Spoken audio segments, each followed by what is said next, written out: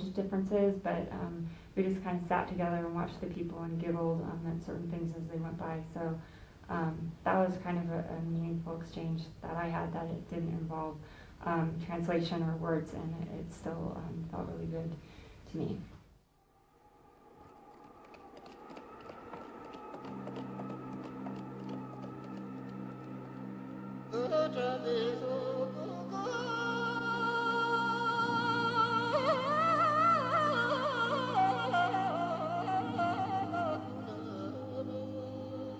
Today we went to the Norbalinka Palace, which was the summer palace and built in 1755 for the 7th Dalai Lama.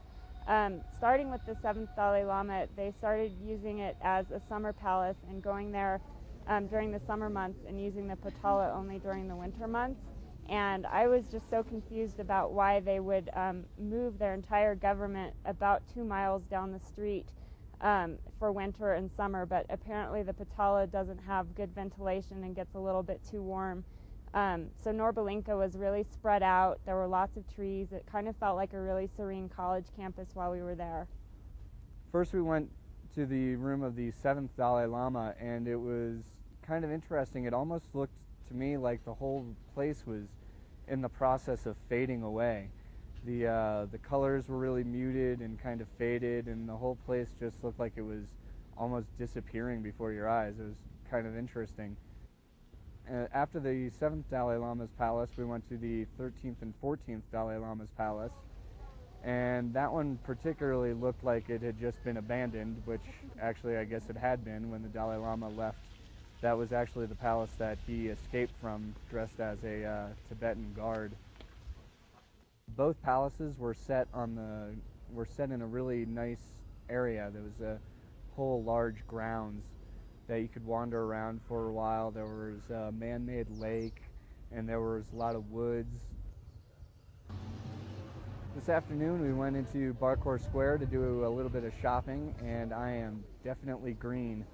I've lost, I think, most of my bargaining powers and haven't had enough time to get back into the swing of things. The first woman that I stopped at her stall, she was very aggressive and kept trying to sell me something that I just could never afford. I mean, it was just way too much, and I don't have the budget for it. I eventually ended up buying a human skull with inlaid silver. The skull, as weird as it may sound to us, from the reading that I've done in Tibetan culture, when somebody dies, their soul leaves and the body is just a vessel, and it's not a big deal. So to have somebody's skull, for example, when your best friend dies, you usually take their part of their skull, and it's a memory thing, something to remember them by.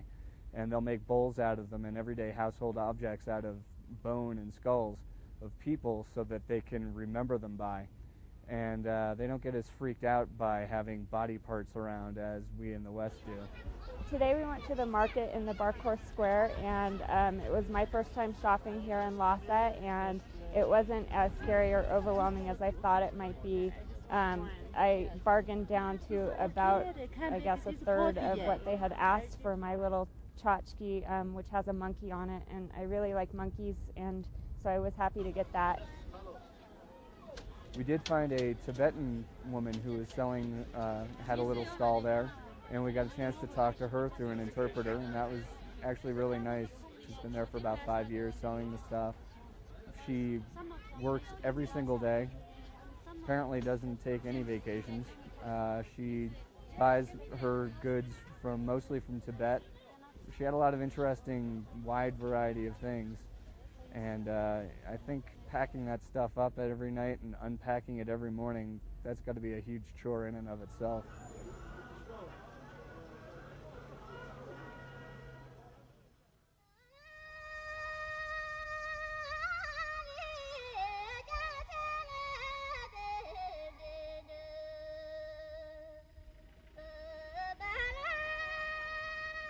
I think I got a lot of what I hoped to get out of this experience. I think first and foremost I wanted to experience a third world country. I'm not sure if this counts as third world anymore. It seems to be fairly modernized. But I wanted to experience a different culture, meet new people and see different sights and sounds, and Tibet delivered that in an overwhelmingly positive way. The scenery was beautiful, the people were wonderful, and I really had a nice time just seeing different sights, and I felt that I got to see some of the religious aspects, some of the cultural aspects, and just really get to see different parts of life here, political and religious and just day to day. My biggest perception that has changed from having spent time here in Tibet, and I'm really surprised about this, is I'm no longer sure that Tibet really needs to be an independent nation.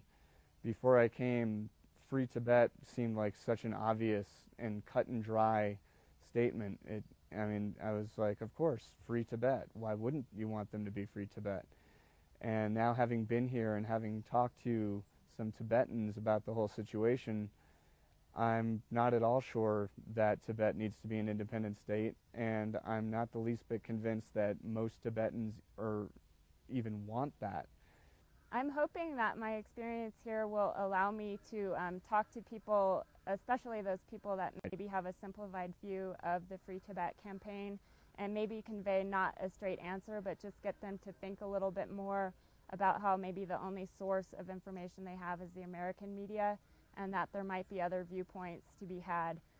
I would really like to share some of the information I've learned here. Because of language differences, I didn't really get a chance to find out too much what Tibetans think of America or Americans, but I can say that there were a number of times when people asked me where I was from and I would say America, and it was always greeted with a smile and, oh, America, America, America.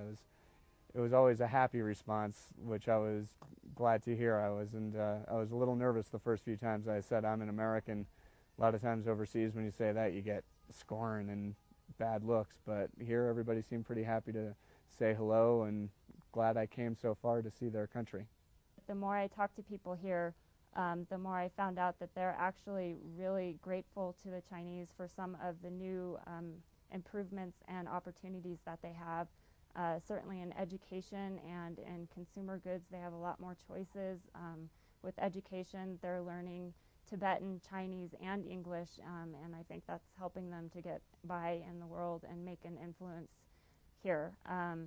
I was impressed that they're actually still learning Tibetan as well as the other two languages, and it seems that they're trying to retain their culture and identity while also embracing the change and modernity and having better lives.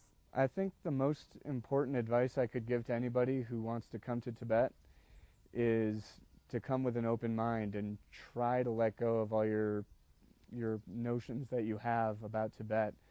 I know personally I had a lot of notions that were sort of force-fed to me, and I'm now realizing more than ever that American media and just the American point of view is really, really one-sided.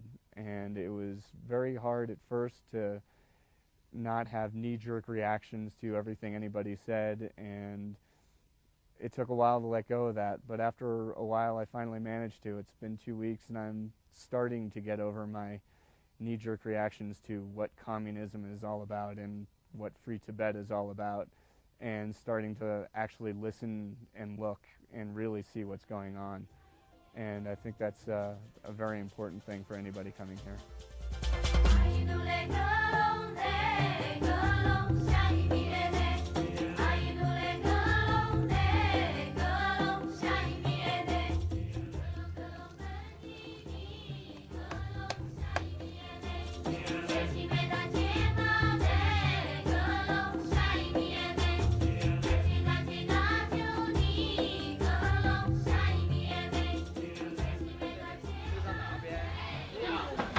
Got a thumb-sized thing of ginger.